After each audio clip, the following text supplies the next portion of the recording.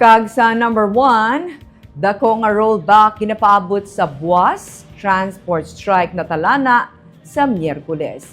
Kadungan sang pag-anunsyo sang dako nga rollback sa gatong, nag-announce man sang untat biyahe sa Miyerkules ang transport group sa Bacolod City.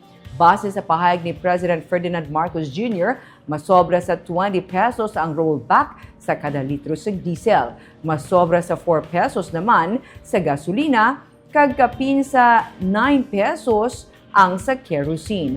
Apesar sa ginapaabot nga pagnubo sang presyo sang gatong, magapatigayon sang untat biyahe ang mga dalako nga transport group sa Bacolod sa Miyerkules. Magasugod ang untat biyahe lasay sang aga kag magatakop ini las 5 sang hapon. Kapin sa 1,000 ka mga units sa traditional jeepneys ang ginapaabot nga mag-upod sa amo nga protesta.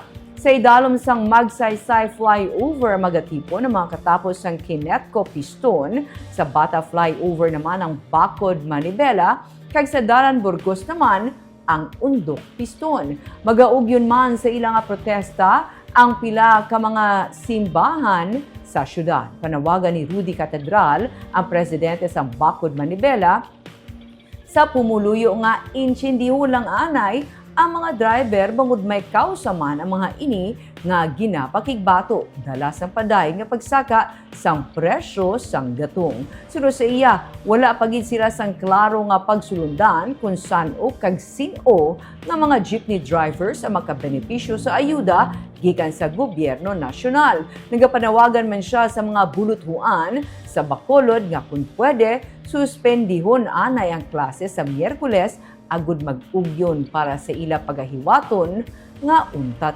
biyahe.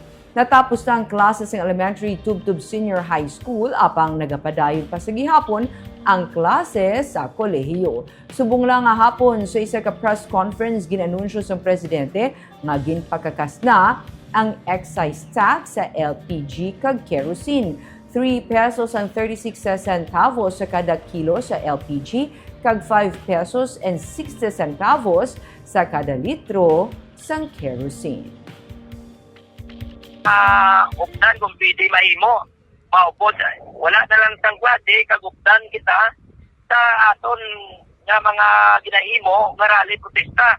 Ay mas maayo nga damo kita ang nagademanda sa aton nga mga national agencies nga dulaon ang excise tax, value added tax nga gining train law.